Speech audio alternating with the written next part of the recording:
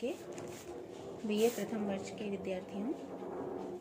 आज मैं आपको प्रथम प्रश्न पत्र राजनीतिक सिद्धांत के अंतर्गत बहुत ही महत्वपूर्ण अवधारणा उत्तर व्यवहारवाद के बारे में बताने जा रही हूँ। हमने व्यवहारवाद का अध्ययन किया और उसी क्रम में उत्तर व्यवहारवाद का जब हम अध्ययन करते हैं तो भूमिका या पृष्ठभूमि में जाने पर हम देखते हैं कि 1960 के दशक की समाप्ति से पहले डेविड ईस्टन ने इसका प्रतिपादन किया। व्यवहारवाद की कुछ कमियों के कारण उत्तर व्यवहारवाद को अस्तित्व में आना पड़ा, क्योंकि व्यवहारवादी अध्ययन पद्धतियाँ केवल वैज्ञानिकता को साथ लेकर चलने वाली और मानवीय मूल्यों और सामाजिक भूमिका को दरकिनार करने वाली साबित हुई। यदि हम इसके अर्थ पर प्रकाश डालें तो उत्तर व्यवहारवाद 20वीं शताब्दी के 7वें दशक में उदित एक नवीन उपागम है। उत्तर व्यवहारवाद का ही अगला चरण है, एक सुधार आंदोलन है और एक नवीन दिशा का संकेत है। इसके दो प्रमुख नारे बताए जा सकते हैं। पहला है कर्म और दूसरा प्रासंगिकता, यानी ये समाज के लिए किए जाने वाले कर्म या कार्य पर बल देता है। और दूसरा प्रासंगिकता का अर्थ यह है कि जो भी अध्ययन राजवैज्ञानिक करें समाज के हित में प्रासंगिक होना चाहिए या समसामयिक अध्ययन होना चाहिए। इसका दूसरा जो महत्वपूर्ण बिंदु है कि उत्तर व्यवहारवाद के उदय के क्या प्रमुख कारण रहे।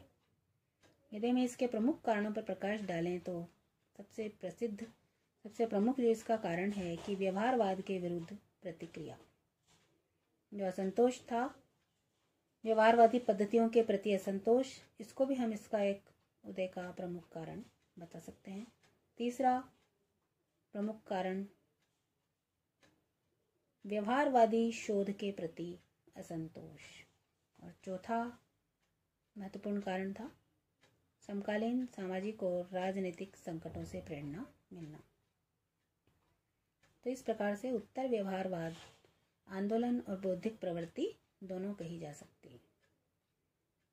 अब कुछ विद्वान ये भी कहते हैं कि उत्तर व्यवहारवाद परंपरावाद का पर्याय है, जबकि हम देखें तो इन दोनों में अंतर है।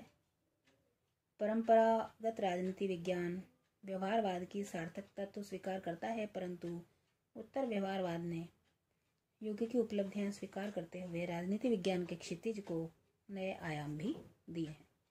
इस दृष्टि से उत्तर व्यवहारवाद की तुलना में अधिक प्रगतिशील माना गया। अब इसके महत्वपूर्ण बिंदु पर हम आते हैं।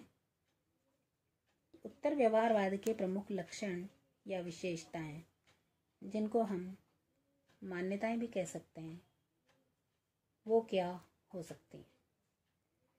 तो डेविड ईस्टन ने ही व्यवहारवाद का प्रतिपादन किया और उन्होंने ही बाद में उत्तर व्यवहारवाद को भी प्रतिपादित किया।